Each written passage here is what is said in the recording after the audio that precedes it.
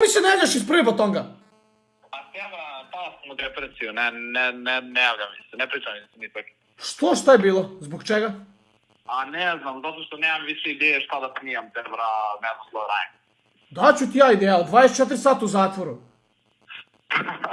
Pričao sam danas baš i sa Bibijem Buraz, nemam pojma, majke mi, ne znam šta da snimam. Nisam snimao sada već nekih 2 nedelje, ispod sam, brate, iz takta.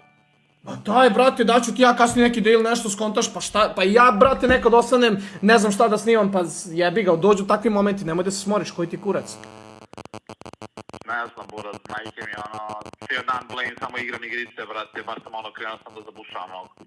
A što ne snimaš onu Knezu opet, zaustavljaš ljude ovo Brate, zato što je YouTube postao mnogo težak, razumeš, ne možeš više da snimaš sprdnje, razumeš, mora baš da bude dobar video, realno, znaš. Jeste, znam, da, drugačije, da.